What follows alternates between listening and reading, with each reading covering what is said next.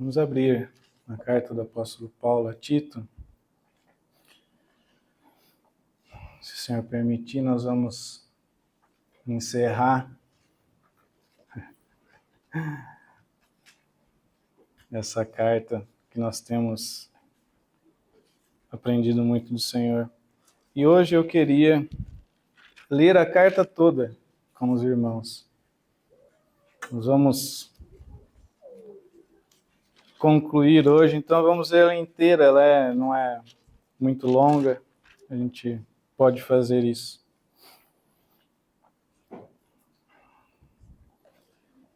Paulo, servo de Deus e apóstolo de Jesus Cristo, para levar os eleitos de Deus à fé e ao conhecimento da verdade que conduz à piedade.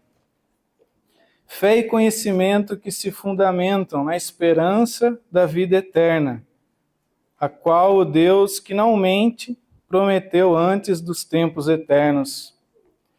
No devido tempo, ele trouxe à luz a sua palavra, por meio da pregação, a mim confiada por ordem de Deus, nosso Salvador. A Tito, meu verdadeiro filho, em nossa fé comum, graça e paz, da parte de Deus Pai e de Cristo Jesus, o nosso Salvador. A razão de tê-lo deixado em Creta foi para que você pusesse em ordem o que ainda faltava e constituísse presbíteros em cada cidade, como eu o instruí. É preciso que o presbítero seja irrepreensível, marido de uma só mulher e tenha filhos crentes, que não sejam acusados de libertinagem ou de insubmissão. Por ser encarregado da obra de Deus, é necessário que o bispo seja irrepreensível, não orgulhoso, não briguento, não apegado ao vinho, não violento, nem ávido por lucro desonesto. Ao contrário, é preciso que ele seja hospitaleiro, amigo do bem, sensato, justo, consagrado, tenha domínio próprio e apegue-se firmemente à mensagem fiel, da maneira como foi ensinada, para que seja capaz de encorajar outros pela sã doutrina e de refutar os que se opõem a ela. Pois há muitos insubordinados que não passam de faladores e enganadores, especialmente os do grupo da circuncisão. É necessário que eles sejam silenciados, pois estão arruinando famílias inteiras, ensinando coisas que não devem, e tudo por ganância. Um dos seus próprios profetas chegou a dizer: cretenses sempre mentirosos, feras malignas, glutões preguiçosos. Tal testemunho é verdadeiro. Portanto, repreenda-os severamente, para que sejam sadios na fé, e não deem atenção a lendas judaicas, nem a mandamentos de homens que rejeitam a verdade.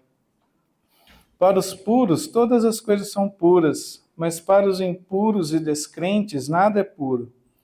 De fato, tanto a mente como a consciência deles estão corrompidas. Eles afirmam que conhecem a Deus, mas por seus atos o negam. São detestáveis, desobedientes, desqualificados para qualquer boa obra. Você, porém, fale o que está de acordo com a sã doutrina. Ensina os homens mais velhos a serem moderados, dignos de respeito, sensatos e sadios na fé, no amor e na perseverança. Semelhantemente, ensine as mulheres mais velhas a serem reverentes na sua maneira de viver, a não serem caluniadoras, nem escravizadas a muito vinho, mas a serem capazes de ensinar o que é bom. Assim poderão orientar as mulheres mais jovens a amarem seus maridos e seus filhos, a serem prudentes e puras, e estarem ocupadas em casa, e a serem bondosas e sujeitas a seus maridos, a fim de que a palavra de Deus não seja difamada. Da mesma maneira, encoraje os jovens a serem prudentes. Em tudo, seja você mesmo um exemplo para eles, fazendo boas obras. Em seu ensino, mostre integridade e seriedade, use linguagem sadia, contra a qual nada se possa dizer, para aqueles que se opõem a você fiquem envergonhados por não poderem falar mal de nós. Ensine os escravos a se submeterem em tudo a seus senhores, a procurarem agradá-los, a não serem respondões e não roubá-los, mas a mostrarem que são inteiramente dignos de confiança, para que assim tornem atraente em tudo o ensino de Deus, nosso Salvador.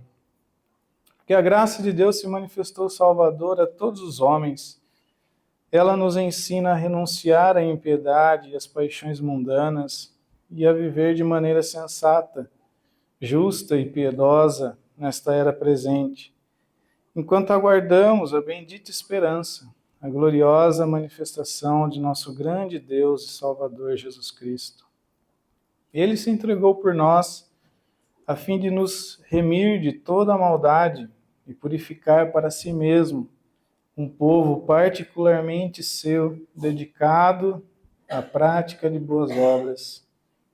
É isso que você deve ensinar, exortando-os, repreendendo-os com toda a autoridade, ninguém o despreze. Lembre a todos que se sujeitem aos governantes e às autoridades, sejam obedientes, estejam sempre prontos a fazer tudo que é bom, não caluniem ninguém, sejam pacíficos, amáveis e mostre sempre verdadeira mansidão para com todos os homens. Houve tempo em que nós também éramos insensatos e desobedientes, vivíamos enganados e escravizados por toda espécie de paixões e prazeres. Vivíamos na maldade, na inveja, sendo detestáveis e odiando uns aos outros. Mas quando, da parte de Deus, nosso Salvador, se manifestaram a bondade e o amor pelos homens, não por causa de atos de justiça que por nós praticados, mas devido à sua misericórdia, ele nos salvou pelo lavar regenerador e renovador do Espírito Santo que ele derramou sobre nós generosamente por meio de Jesus Cristo, nosso Salvador. Ele o fez a fim de que, justificados por sua graça, nos tornemos seus herdeiros, tendo a esperança da vida eterna. Fiel esta palavra, e quero que você afirme categoricamente essas coisas, para que os que creem em Deus se empenhem na prática de boas obras. Tais coisas são excelentes e úteis aos homens. Evite, porém, controvérsias tolas, genealogias, discussões e contendas a respeito da lei, porque essas coisas são inúteis e sem valor. Quanto àquele que provoca divisões, advirta-o uma primeira e uma segunda vez. Depois disso, rejeite-o. Você sabe que tal pessoa se perverteu e está em pecado, por si mesma está condenada. Quando eu lhe enviar Ártemas, o Tíquico, faça o possível para vir ao meu encontro em Nicópolis, pois decidi passar o inverno ali. Providencie tudo o que for necessário para a viagem de Zenas, o jurista, e de Apolo, de modo que nada lhes falte. Quanto aos nossos, que aprendam a dedicar-se à prática de boas obras, a fim de que supram as necessidades diárias e não sejam improdutivos. Todos os que estão comigo enviam-lhe saudações. Saudações àqueles que nos amam na fé. A graça seja com todos vocês. Amém.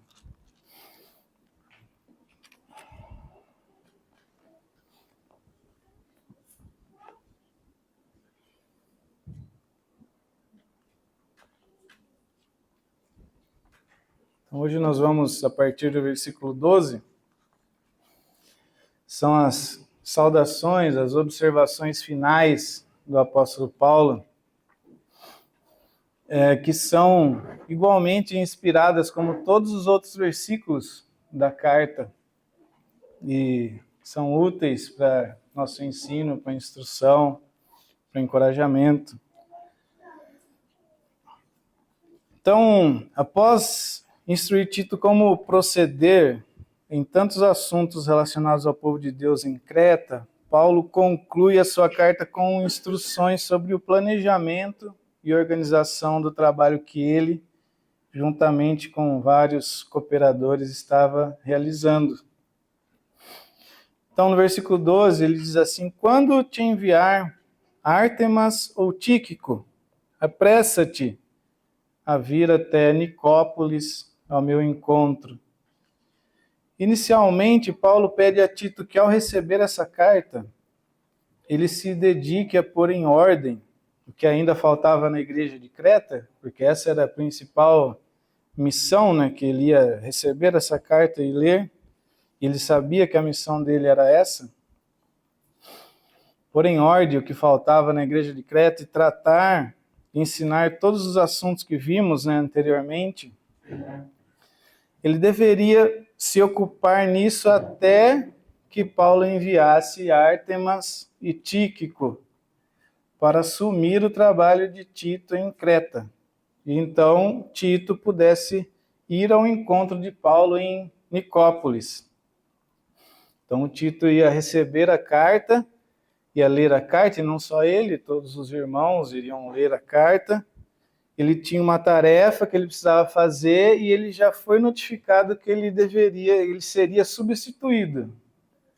Paulo já ia enviar outros irmãos e ele deveria sair de lá e ir para Nicópolis. Então ele fala aqui, quando te enviar Ártemas. Sobre Ártemas, o seu nome significa presente de Artemis, a deusa grega. E não temos outras informações sobre ele no Novo Testamento. No entanto, a gente pode deduzir que era um companheiro de ministério, de confiança do apóstolo Paulo, assim como o Tíquico, porque eles iriam assumir uma missão muito difícil, que a gente já explicamos, né? Como era difícil a missão de Tito em Creta e todas as dificuldades que ele iria enfrentar ali para pôr em ordem o que estava faltando. Então, Ártemas era alguém de confiança do apóstolo Paulo, mas não há mais informações sobre ele no Novo Testamento. Tíquico também era um companheiro de Paulo, era um cristão da Ásia Menor, ali na atual Turquia. Então, lá em Atos, capítulo 20, versículo 1, a gente vai ver o Tíquico aparecendo lá. Cessado o tumulto, Paulo mandou chamar os discípulos e, tendo-os confortado, despediu-se e partiu para a Macedônia. Havendo atravessado aquelas terras, fortalecendo os discípulos com muitas exortações, dirigiu-se para a Grécia, onde se demorou 3 meses. Tendo havido uma conspiração por parte dos judeus contra ele, quando estava para embarcar rumo à Síria, determinou voltar para a Macedônia. Acompanharam-no até a Ásia Sópatro de Bereia, filho de Pirro, Aristarco e Secundo de Tessalônica, Gaio de Derbe e Timóteo, bem como Tíquico e Trófimo da Ásia. Estes nos precederam, esperando-nos em Troade. Então, ali em Atos, nós vemos Tíquico como um companheiro do ministério do apóstolo Paulo, junto com outros irmãos, trabalhando com ele. Ele era um irmão muito amado do apóstolo Paulo, considerado fiel ao Senhor e muito próximo do apóstolo. Paulo diz aos irmãos em Éfeso que eu enviaria para reportar qual era a situação de Paulo e também para consolar e encorajar os irmãos, já que o Tíquico também era um ministro de Cristo, como ele diz ali aos Efésios, no capítulo 6, versículo 21. Ele diz assim: para que saibais também a meu respeito e o que faço, de tudo vos informará Tíquico, o irmão amado e fiel ministro de Cristo. foi para isso que eu vou-lo enviei, para que saibais a nosso respeito. E ele console o vosso coração. Então veja quem era Tíquico. Ele era um irmão amado e era um fiel ministro de Cristo. E ele sabia de tudo que o apóstolo Paulo estava fazendo e ele iria informar os irmãos em Éfeso. E Tíquico também iria consolar o coração dos irmãos. É importante notar a proximidade de Tíquico e o apóstolo Paulo, estando ele já em sua primeira prisão, quando escreve a carta aos Efésios. Então, Tíquico era um companheiro de um preso, de um prisioneiro, e ele sabia de tudo o que estava acontecendo e iria dar notícias para os irmãos em Éfeso. Tíquico também foi enviado para Colossos com a mesma missão. Nessa passagem, Paulo acrescenta que Tíquico era um conservo no Senhor. Em Colossenses, capítulo 4, versículo 7. Quanto à minha situação, Tíquico, irmão amado e fiel ministro e conservo no Senhor, de tudo vos informará. Eu vou-lo envio com o expresso propósito de vos dar conhecimento da nossa situação e de alentar o vosso coração. Em sua companhia vos envio Onésimo, o fiel e amado irmão, que é do vosso meio. Eles vos farão saber tudo o que por aqui ocorre. E na segunda carta de Paulo a Timóteo, já no finzinho do ministério dele, ele diz para Timóteo assim, 2 Timóteo, capítulo 4, versículo 12, lá nas últimas palavras do apóstolo Paulo. Ele diz assim, também enviei Tíquico a Éfeso. O irmão Tíquico ficou até o fim com o apóstolo Paulo. Um grande companheiro no ministério. Estava próximo dele durante a prisão, estava próximo dele ali quando praticamente todos abandonaram. Tíquico ainda estava lá, servindo a Deus e submisso, ao apóstolo Paulo.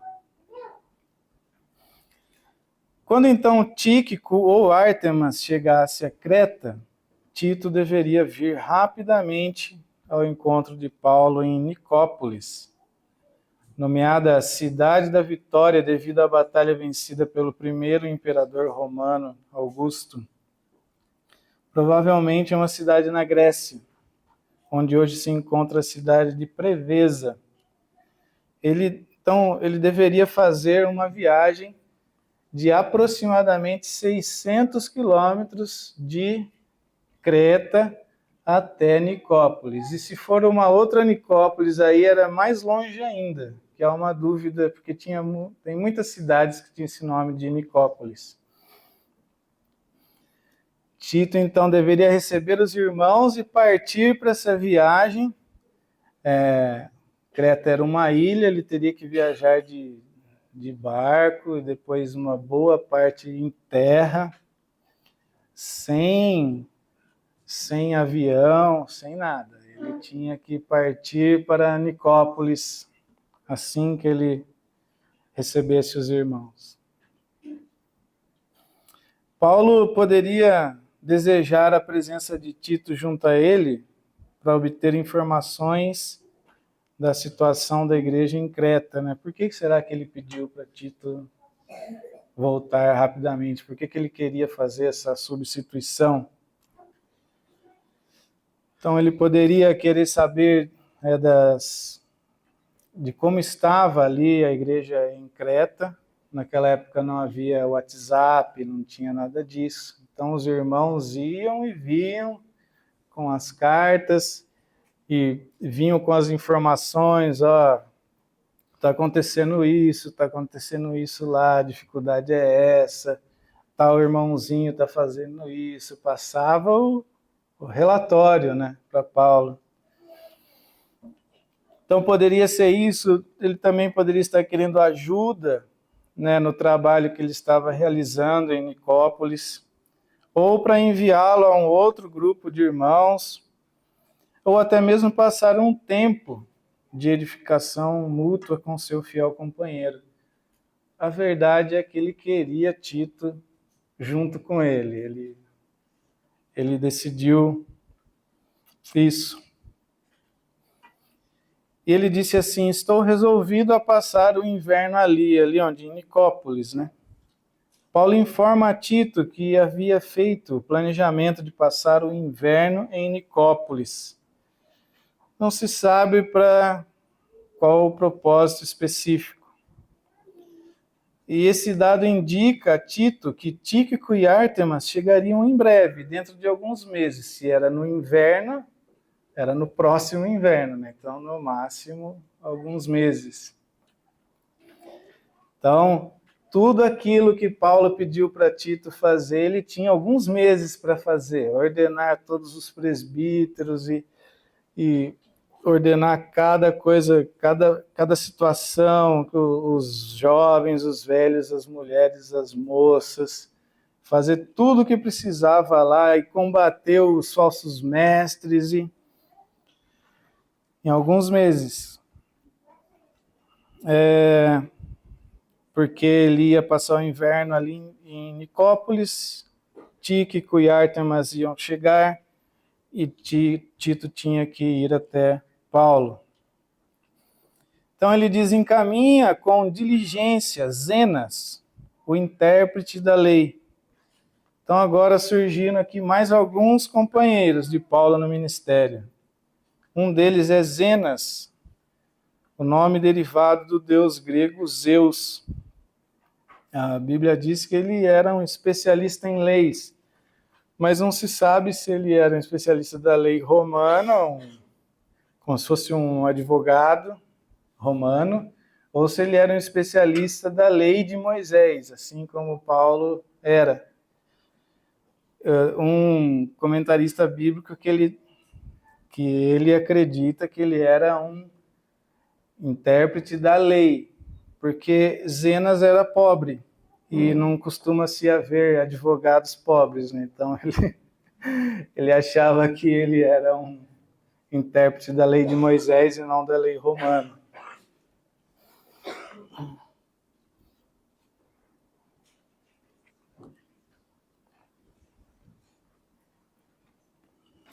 Então encaminhe com diligência Zenas, o intérprete da lei. E Apolo, esse é um outro cooperador mais conhecido. Apolo, o nome dele é o nome do deus Sol. Natural de Alexandria, aparece inicialmente em Éfeso, onde é instruído com mais precisão por Áquila e Priscila nos caminhos do Senhor. Em Atos, capítulo 18, os irmãos quiserem abrir, Atos 18, 24.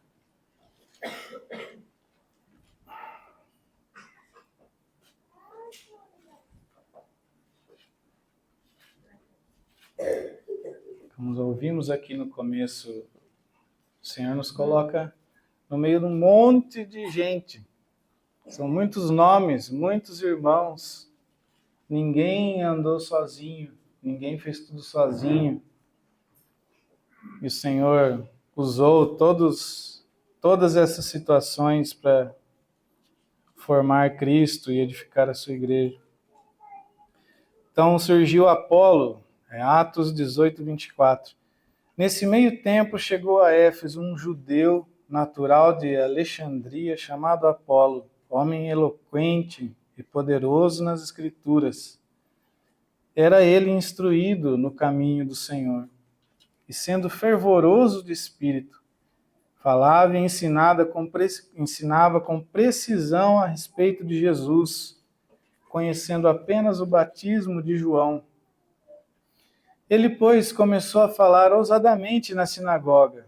Ouvindo-o, porém, Priscila e Áquila, tomaram-no consigo e com mais exatidão lhe expuseram o caminho de Deus.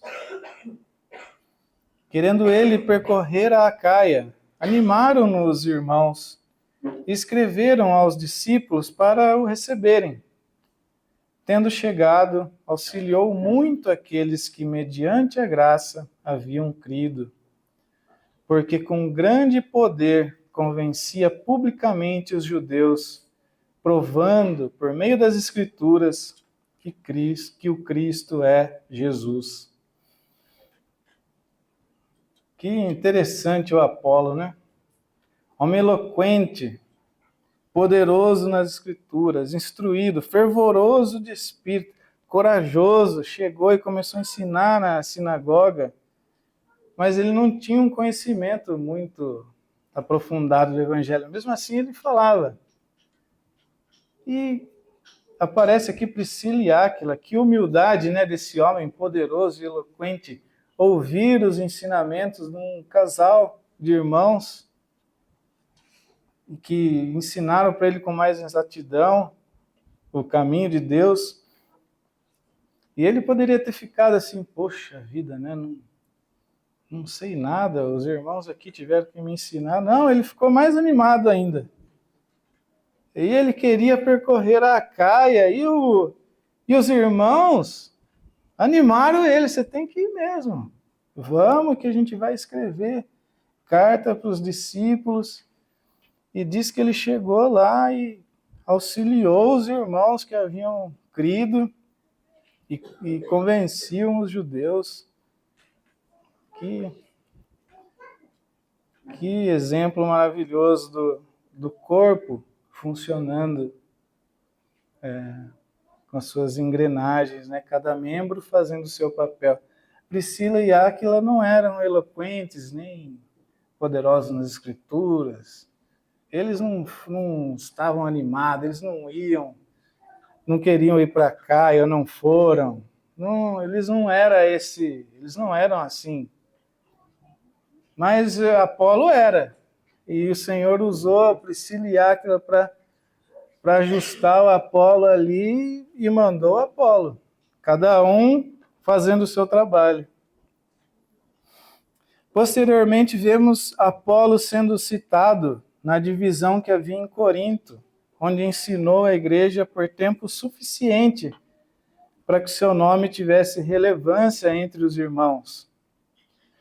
Muitos o consideram como sendo o autor da carta aos Hebreus, sendo um deles Lutero, apesar de muitas reservas por outros, já que o livro perderia a canonicidade, né? Se fosse Apolo o autor, ele não poderia estar no cânon das Escrituras, porque ele não era um apóstolo de Jesus Cristo, ele não fazia parte dos 12, e nem era o apóstolo Paulo, que o próprio Senhor Jesus apareceu para ele, ensinou ele diretamente e o enviou. Então tem essa incógnita, né, se ele foi ou não o autor da carta aos Hebreus. Apolo aparece como um cooperador do trabalho de Paulo, mas com uma certa autonomia, não sendo totalmente subordinado a Paulo durante o seu trabalho para o Senhor. Lá em 1 Coríntios, versículo 16, Paulo vai dizer para os irmãos ali de Corinto, acerca do irmão Apolo, muito lhe tenho recomendado que fosse ter convosco em companhia dos irmãos, mas de modo algum era vontade dele ir agora.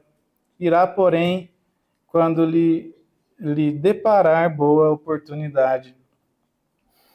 Então, aqui aos Coríntios, Paulo está falando que ele insistiu com Apolo, que Apolo fosse ter com os irmãos ali, e ele não quis ir. Ele falou que não era bom ir agora, e quando ele tivesse oportunidade, ele iria. Então, dá para perceber que Apolo não era totalmente subordinado ali ao ministério do apóstolo Paulo, assim como Tito, Tíquico, Ártemas, que Paulo falava, vai, vem, eu vou mandar outro, troca aqui, põe lá.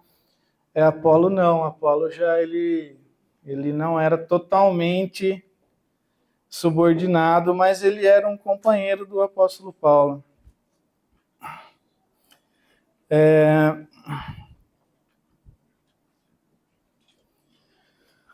Então agora na carta de Paulo a Tito, vemos Apolo a caminho de mais uma viagem missionária, juntamente com Zenas, contando com o apoio do apóstolo Paulo para obter o suprimento necessário para sua viagem. Interessante notar que se passaram muitos anos de ministério e Apolo e Paulo ainda se mantêm unidos, cooperando no Evangelho. Muitos anos cooperando aqui. A carta de Paulo a Tito foi no finzinho da vida de Paulo. Apolo estava lá no começo e aqui no final ele continua cooperando com o apóstolo Paulo. Apolo, ele tinha capacidade para rivalizar com Paulo entre os irmãos. E sabemos da predisposição do homem caído ao partidarismo. Não foi isso que estava acontecendo ali em Corinto? Eles estavam rachados. E Apolo não era qualquer um. Ele tinha capacidade para, digamos assim, ser um rival de Paulo.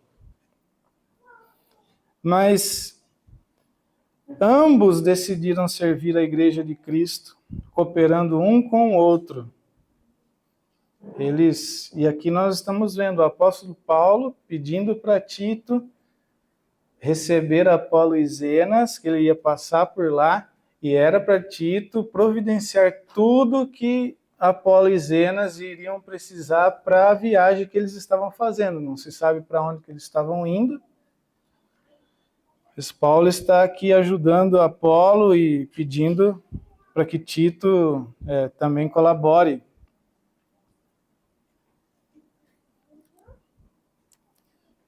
E muito provavelmente, alguns irmãos dizem que quem levou a carta para o Tito foi o Apolo e o Zenas. A carta estava com eles, então eles que entregaram a carta para Tito, ambos colaborando.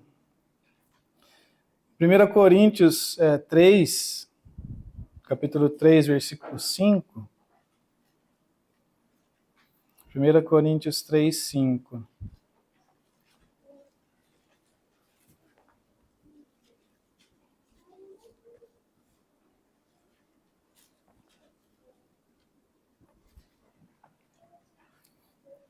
Primeira Coríntios 3, 5. Quem é Apolo?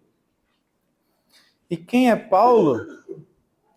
Servos por meio de quem crestes.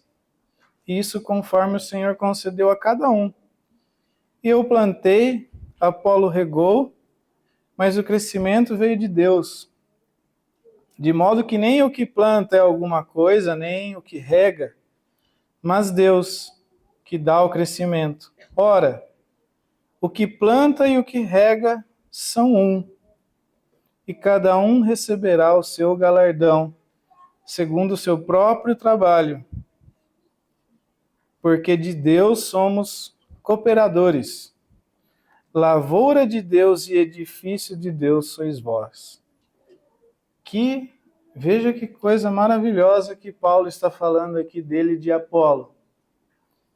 Ele fala que o que planta e o que rega são um. Ele está falando que ele plantou e Apolo regou. Ele fala, nós somos um. Eu e o Apolo, nós somos um.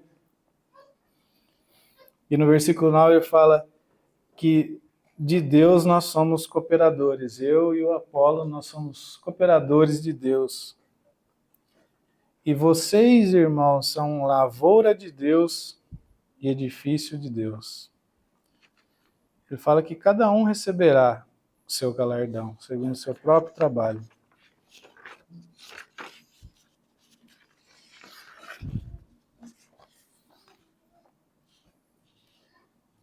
Então Paulo continua né, para Tito, diz para ele receber Zenas e Apolo.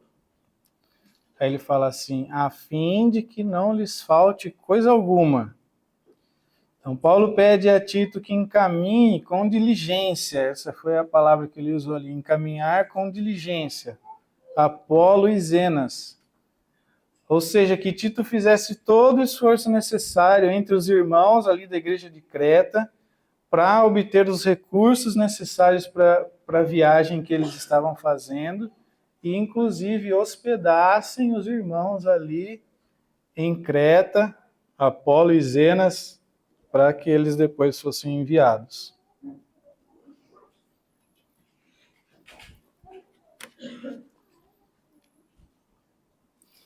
Aí ele continua, agora, quanto aos nossos, então quem são esses nossos que Paulo estava falando?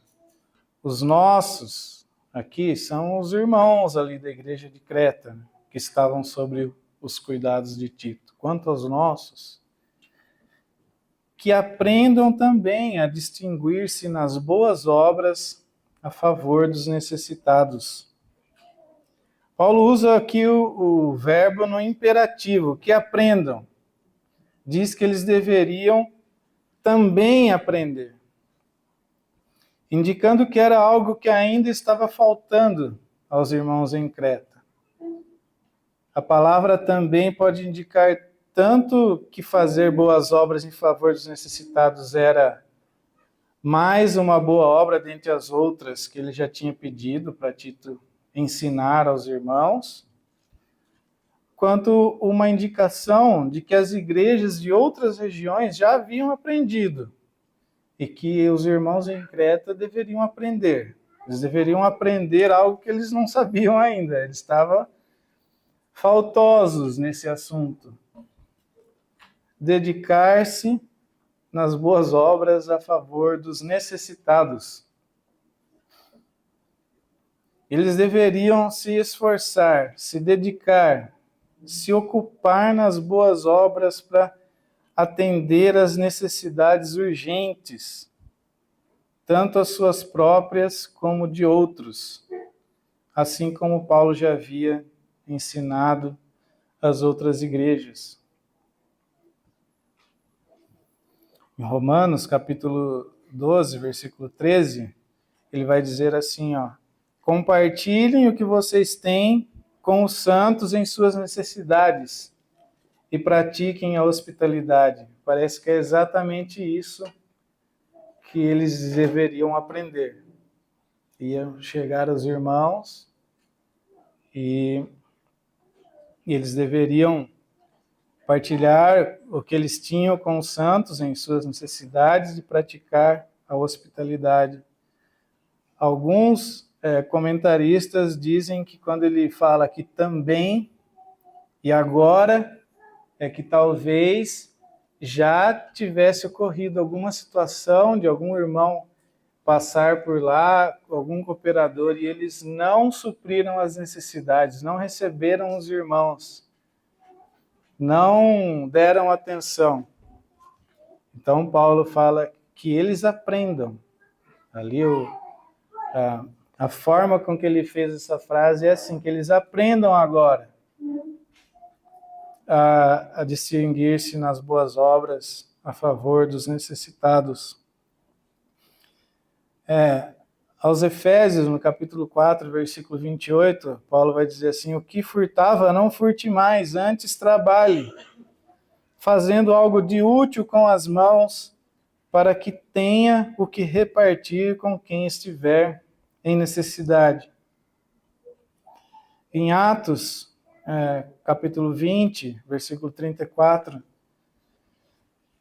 quando Paulo está se despedindo dos presbíteros de Éfeso, ele diz assim, Atos 20, 34, vocês mesmos sabem que estas minhas mãos supriram minhas necessidades e as de meus companheiros. Em tudo o que fiz, mostrei-lhes que mediante trabalho árduo devemos ajudar os fracos. lembrando as palavras do próprio Senhor Jesus, que disse: há maior felicidade em dar do que em receber. A necessidade que se impunha ali no contexto imediato era a hospitalidade a Zenas e Apolo e a contribuição que eles deveriam dar para suprir o necessário para a viagem deles. Vale lembrar, nesse ponto aqui, a fama dos cretenses, como eles eram conhecidos? Como mentirosos e glutões preguiçosos. Então esse era o contexto: mentirosos e glutões preguiçosos, feras malignas. Então Paulo fala que eles aprendam a compartilhar o que eles têm com os necessitados. Trabalhe fazendo algo útil com as mãos, não para acumular riquezas, mas para repartir com quem estiver em necessidade. E em Atos ele fala que ele mesmo, ele falou: estas minhas mãos supriram as minhas necessidades, mas só dele e de meus companheiros, ele fala. As minhas e de meus companheiros. E aí ele falou: em tudo o que fiz, mostrei-lhes que mediante trabalho árduo devemos ficar ricos. E que ele falou: mediante trabalho árduo devemos aposentar com bastante dinheiro? Não. Trabalho árduo. Devemos ajudar os fracos. Os irmãos que têm trabalhado arduamente, têm trabalhado para ajudar os fracos?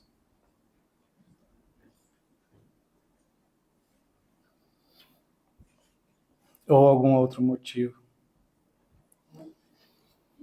E ele diz assim: para não se tornarem infrutíferos, eles deveriam aprender e se dedicar às boas obras, para que não acabassem se tornando árvores apenas com folhas, possuindo uma fé morta, apenas de palavras. Pois as boas obras são a evidência da habitação de Cristo em nós, pelo Espírito de Deus. Elas são os frutos aos quais a igreja em Creta deveria aprender a produzir, atendendo às necessidades tanto particulares como de suas famílias, igreja, ministros do Evangelho e da sociedade em geral. Esses frutos são produzidos por meio de Cristo, que Ele é a verdadeira videira, não é? Para a glória e louvor de Deus, aquele que é o agricultor, não é? Eu sou a videira verdadeira e meu pai é o agricultor. E para que é todo esse cuidado e esse enxerto? Para frutificar.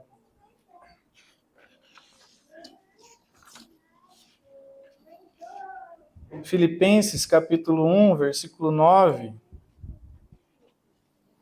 ele falou assim: esta é a minha oração, que o amor de vocês aumente cada vez mais em conhecimento e em toda a percepção,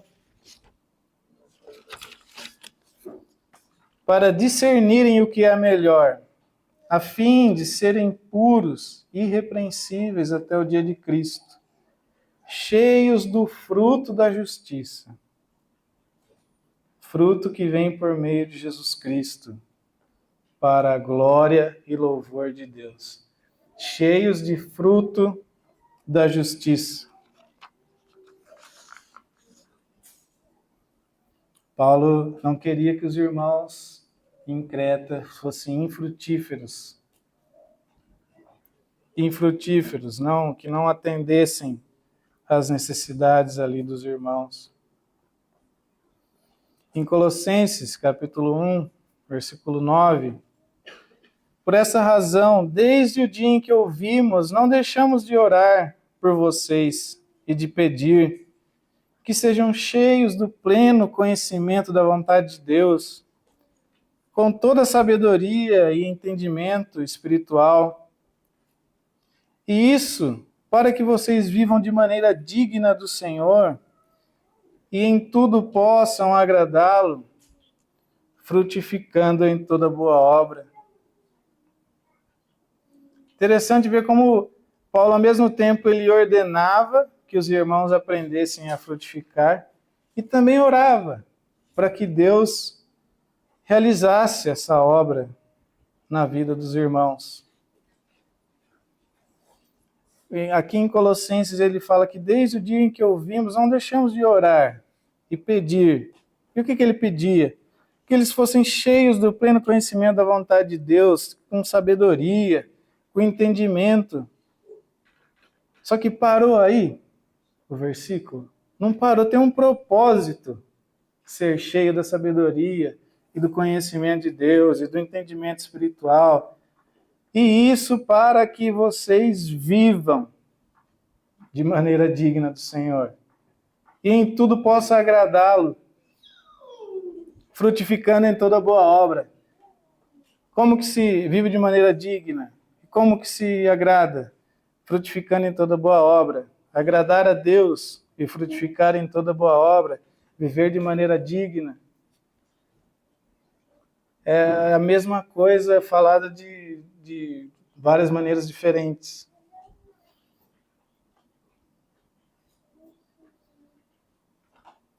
Se a gente parar no versículo 9, cheios do pleno conhecimento da vontade de Deus, toda sabedoria e entendimento espiritual, e parou.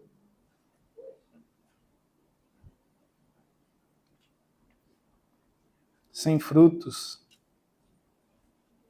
Será que realmente foi um pleno conhecimento da vontade de Deus e entendimento espiritual?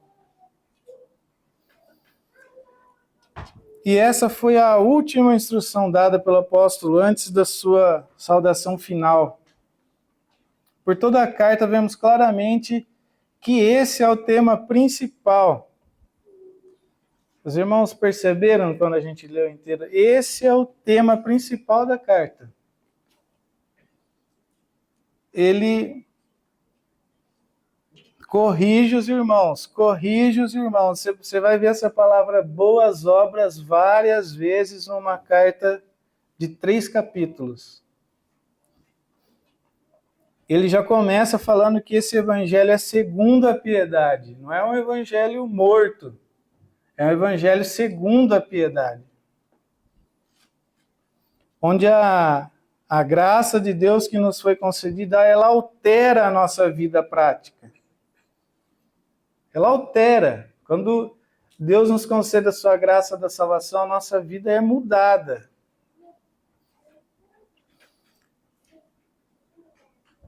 E ele diz que o evangelho, quando crido, altera a nossa vida e agora faz dessa nossa vida um ornamento para o evangelho. Não foi isso que ele disse?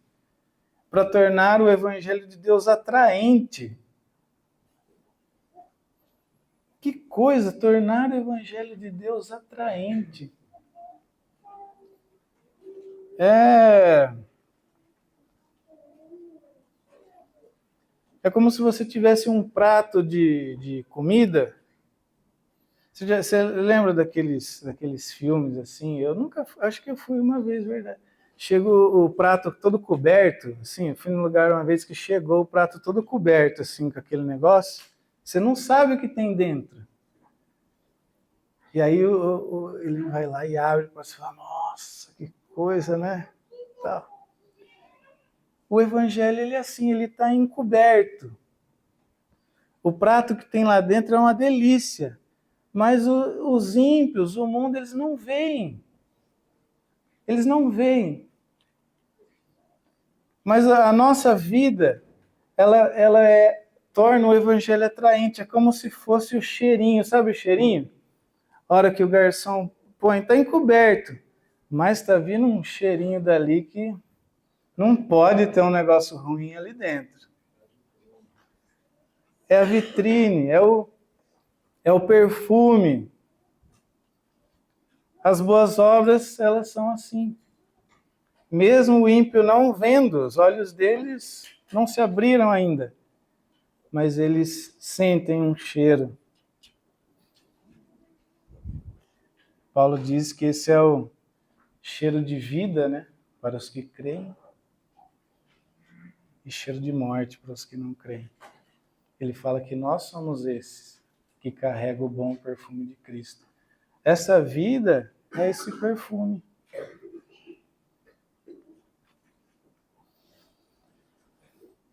E essa vida, a nossa vida é alterada, ela se torna um ornamento para o Evangelho e um deleite para Deus, porque ali ele fala que em tudo possa agradá-lo, ser prazeroso para Deus. A Escritura usa várias formas de explicar isso. Paulo diz, né, aos Romanos: ofereçam agora os vossos corpos como um sacrifício vivo a Deus, como uma oferta de cheiro suave. É algo que agrada a Deus. Ele usou a figura lá do Velho Testamento. Depois aqui a Tito ele fala de um ornamento, fala de ser atraente. Então é isso. Essa era o tema principal da carta. E os irmãos podem ver que foi a última coisa que ele falou. Geralmente a gente deixa a coisa mais importante para o fim, né? Ou quando alguém, ao final da vida, as últimas palavras são as mais de peso, né? Foi a última coisa que ele falou, de novo, das boas obras. Então agora ele faz a saudação, ele diz: todos os que se acham comigo te saúdam. Não se sabe com certeza quem estava com o apóstolo Paulo e de onde ele escreveu a carta. Talvez isso foi omitido porque Tito sabia dessas informações. Todos aqueles que estavam mandando saudações a Tito eram companheiros de ministério e a igreja também, que possivelmente havia onde Paulo estava. Todos estavam mandando saudações. Ele diz assim: saúda quanto nos amam na fé. Paulo pede para Tito saudar os irmãos de Creta, os irmãos da igreja de Creta, ou seja, aqueles que amavam Paulo, baseados em sua fé em Jesus Cristo.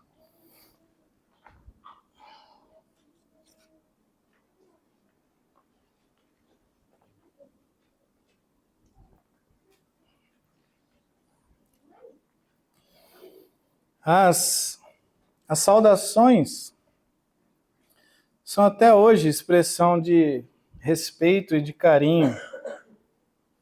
A palavra usada por Paulo aqui e em muitos outros textos é aspazai. Seu significado literal, né, é envolver com os braços. Nessas simples saudações registradas na carta, vemos afetos entre os irmãos que formam a família da fé. E Paulo e os que estavam com ele desejaram transmitir um abraço em forma de palavras. É como se ele estivesse dizendo: abrace os irmãos, ou todos aqui estão mandando um abraço para vocês.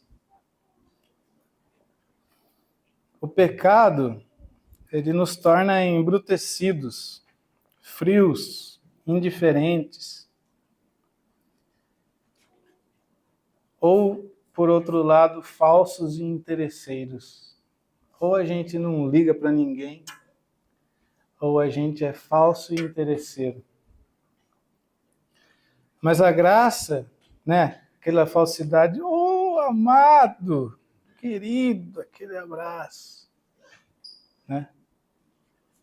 E por trás, o nosso coração está cheio de outras coisas. Ou nem ligar, é mais ou menos o que o pecado faz. Mas a graça de Deus nos une como irmãos que se amam e expressam seu amor e carinho uns pelos outros, sentindo saudades daqueles que não estão mais conosco.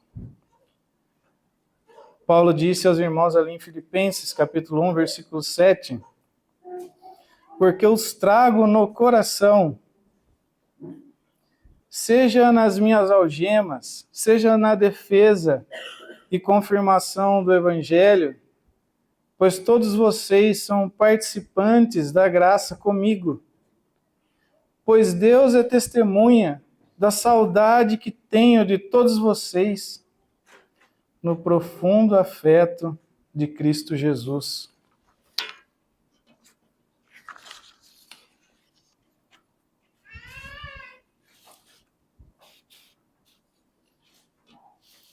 Você pode dizer que tem saudade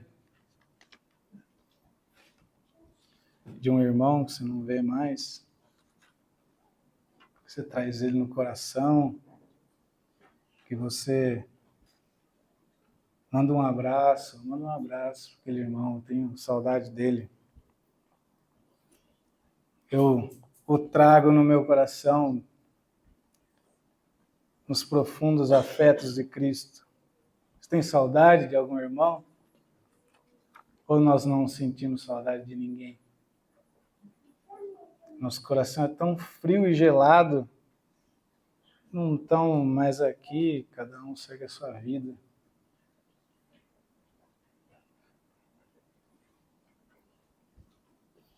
Paulo tinha saudade. A graça seja com todos vós. Ele termina a carta. Finalmente, Paulo encomenda os irmãos Tito e toda a igreja em Creta à graça de Deus. Ele sabia que tudo que ainda estava faltando e tudo que ele havia ordenado a Tito que fosse feito, não poderia ser feito sem a graça de Deus, sem o agir direto de Deus pelo seu Espírito nos corações dos irmãos da igreja de Creta. Na graça de Deus estava o descanso do apóstolo, diante das preocupações que ele tinha com as igrejas.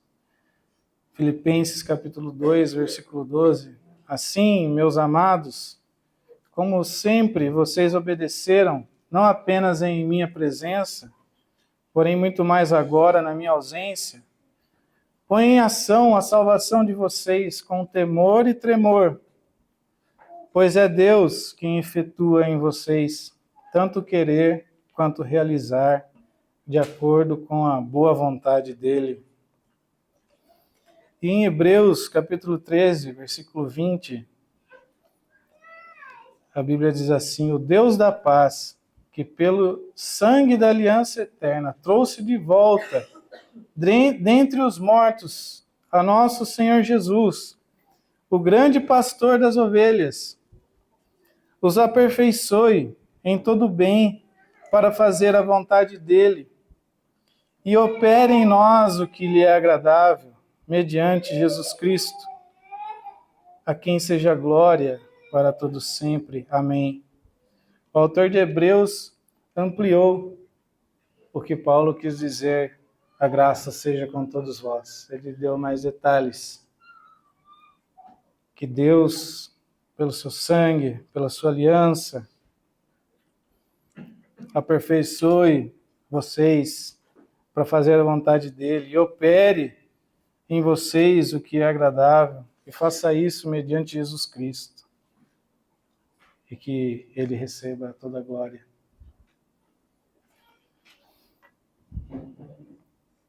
Através de todo o esforço do apóstolo nas orientações para pôr em ordem o que ainda faltava, tanto na ordenação de ministros da igreja, como no testemunho de cada crente na vida prática, vemos na carta de Paulo a Tito, é Cristo cuidando, pastoreando e ordenando a sua igreja, que é o seu corpo, assim como ele prometeu.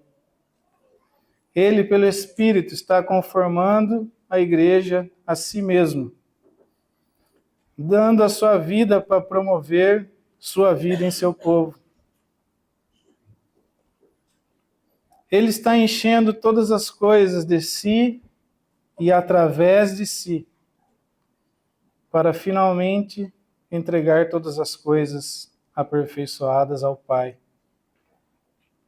Em Efésios, capítulo 1, versículo 22, Deus colocou todas as coisas debaixo dos seus pés e o designou como cabeça de todas as coisas para a igreja, que é o seu corpo, a plenitude daquele que enche todas as coisas, em toda e qualquer circunstância. Essa carta é Cristo enchendo e cuidando e pastoreando a sua igreja. Ele faz isso através da sua própria vida, que está nos ministros, Tito, Paulo, e ele faz isso para produzir a sua própria vida nos irmãos. É ele enchendo tudo dele mesmo e pelo seu próprio poder. Porque a igreja é essa plenitude daquele que enche todas as coisas. Em 1 Coríntios 1, versículo 4, Paulo diz assim: sempre dou graças ao meu Deus por vocês, por causa da graça que lhes foi dada, por ele e em Cristo Jesus. Pois nele, em Cristo, vocês foram enriquecidos em tudo, em toda palavra e em todo conhecimento. E assim o Senhor Jesus cumpre a promessa que ele fez a todos nós. Ele disse assim: eis que eu estou convosco todos os dias, até a consumação dos séculos. Amém.